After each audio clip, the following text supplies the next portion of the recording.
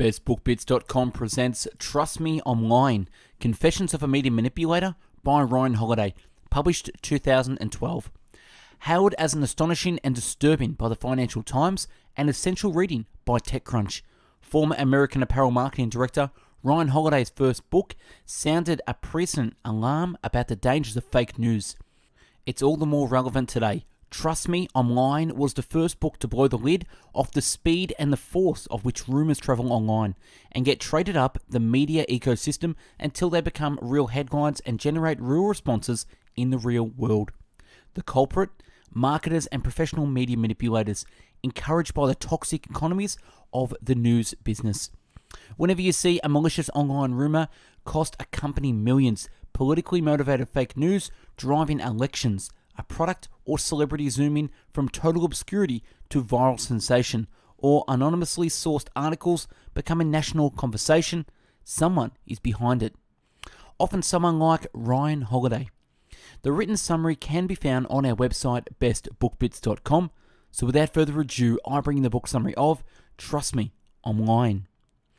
Trust Me Online is an eye-opening book about how the modern media operates, the economics that drive it, and how the system can be manipulated. Author Ryan Holiday details how himself manipulated the media by bribing bloggers, writing their stories, pretending to be other people, and to facing his own advertisements to get the media writing the stories he wanted. Ryan describes modern media as a monster that is striking fear into the public domain, spreading lies and creating controversy, all in the name of generating page views and income. Media manipulators like Ryan Holiday are able to feed the monster and control the content it produces. As the media has evolved and moved online, the economics of how income is generated has changed. Now income is dependent on page views or impressions, and so bloggers are made to pump out as much content as possible in order to increase the site advertising inventory. This leads to lower quality articles that only exist to get page views. If this means writing a controversial headline or spreading lies and leaking documents, then so be it. By manipulating the smaller blogs, advertisers are able to influence what larger news corporations publish as the flow of content moves up a predictable ladder. Feeding the monster. In this section of book, Ryan outlines the tactics he used for devising bloggers and publishers to get them to write what he wants and promote his brands. Warning, these techniques are not necessarily encouraged, but Ryan illustrates what he has found to be the most successful when it comes to manipulating the media.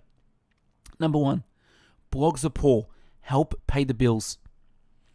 Bloggers are poor and their income depends on impressions, so help them out with free stuff.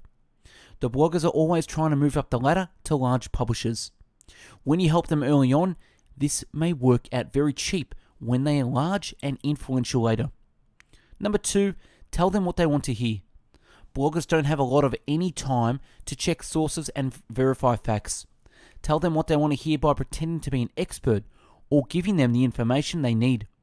Whether this is leaking a document, whether real or fake, or pretending to be an expert, the blogger will very rarely verify the source's credibility. And number 3, give them what spreads, not what's good. If it's not going to get shared socially, it may as well not exist. Usually this means sharing a story that's controversial and evokes anger. Help them trick their readers. Bloggers often use misleading questions in article headline to trick readers into reading their post. Another page view equals more revenue. Usually when you click through to the article, the answer to their question is no, of course not. They trick readers into reading their content. Approach bloggers with the same questions and the same sense of mystery and watch as they do the same to their readers. Number 5, sell them something they can sell. Exploit the one-off problem. Times have changed and bloggers don't aim to build a loyal readership. There is no subscription model for blogs and RSS is dead. All blogs are competing for attention and will shout as loud as they can to get them to hear you. Give them the ammunition to do this. Sensationalism, extremism, sex, scandal, and hatred. Number 6, make it all about the headline. As we know, blogs live and die by impressions. Help them write a headline that's going to encourage clicks. If your story can't be turned into an exciting and clickable headline, they won't run it. Number 7, kill them with page view kindness. Bloggers need to churn out multiple stories a day in order to boost their web pages. So help them out to make them feel favorable about your stories so they'll write about you again. When they run your story, post it on your company Twitter and Facebook to help boost the stats. There are even services that allow you to buy fake traffic and send it to a site. The more traffic you can send to the article, the more articles the blogger may write about you later. Number 8, use the technology against itself. Now that we understand why blogs write such small and frequent articles, we can use the system against itself. If you're looking to promote a book, for example, there's no point trying to get a chapter published on a blog. It would be too long. You have to break the content up into tiny bite-sized portions for the bloggers and readers. And number 9, just make stuff up. Bloggers need to find the angle on a story in order to make it interesting and drive more social sharing and page views. Help them find this angle by making stuff up, putting up the story and making something small look larger than it is. Everyone else is doing it. The monster attacks. In the second half of the book, Ryan outlines the consequences of the actions described above and why how no longer uses these tactics. The objective of this book is to expose the truth about how modern media works and the consequences of the system. Number 1, there are others, a manipulator's hall of fame. When Ryan discovered there were other people manipulating the media and he could see the effects of their work, he was shocked with the results. It was then he saw the results of media manipulation from an outside perspective that he noticed the adverse effects it could have on real people's lives. Whether they were employees of companies being thrashed or honest figures having their words twisted by bloggers forcing them to resign. Number 2, cute but evil. Bloggers use tactics to keep users occupied for hours. For example, inserting pictures of hot girls in YouTube thumbnails to encourage clicks. It's a sneaky and deceptive system that Ryan didn't want to be part of. Ryan once noticed a famous blogger at a conference pay no attention while he worked away making Facebook posts, tweeting, blogging, and replying to comments. Ryan told himself he didn't want to end up like this. Number 3, the link economy. The small blogs don't care about checking or linking to sources. Either that or they take a tiny scrap of information and blow it up. When this moves up the media channel to big news sites, they will run stories, i.e., things can very quickly spiral out of control and up the ladder, getting more and more ridiculous. Number 4, extortion via the web. Nowadays, we don't need PR worker to create the news. They're there to mitigate it and stop the spread of bad news. Number 5, the iterative hustle. Bloggers will publish first and fact check and verify later. Now, Ryan spends most of his time putting out fires and correcting inaccurate stories than he does trying to create the news. Iterative journalism relies on rumors, buzz, and questions. Bloggers publish now and wait to be corrected later. Iterations. Sites will publish rumors straight away while they see if there's any more to the story, and if they're lucky, the story will end up being true. If it isn't, they will report it on people's reactions to the news they created. Number 6, the myth of corrections. Even though blogs can be edited, iterated, and changed, bloggers hate to be wrong. Get them to take back a claim or change an article means they have to admit they made a mistake.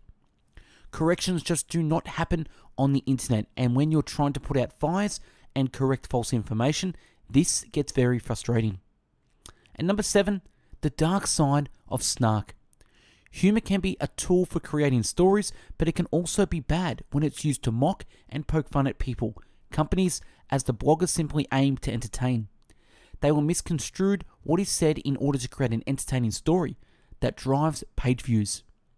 Number 8, the 21st century degradation ceremony. In the old days, men had the rack. Now they have the press. Online lynch mobs, attack mobs, smear campaigns, snark, cyberbullying, anonymous tipsters, blog wars, trolls, troll by comments. These acts of ritualized destruction are known by anthropologists as degradation ceremonies.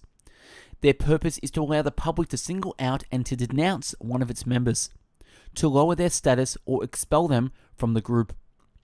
And number 9, welcome to unreality. This book has illustrated how blogs speculate, rush, extricate, distort, and mislead in order to grab attention. What happens when this material becomes the basis for tomorrow's news? When CNN uses Gawker stories? The result of millions of blogs fighting to be heard creates an unreality. A neither world between the fake and the real where each builds on the other and they cannot be told apart. And number 10, how to read a blog. Just know that when you see leaked or official documents, know that these are likely to be fake. When you see announced, this could be as little as a tweet. When you see as breaking, and we'll have more news on this soon, the media aren't doing anything to confirm their facts. And that's a wrap on Trust Me, I'm Lying by Ryan Holiday. Subscribe to our channel and take a look at the hundreds of book summaries uploaded previously. To find hundreds of written summaries, check out our website, bestbookbits.com. And for hundreds of audio podcast summaries, find us on mixcloud.com/bestbookbits. Like and share if you got something from this summary, and comment on what one thing stood out for you. Thanks for watching, and have yourself an amazing day. Take care.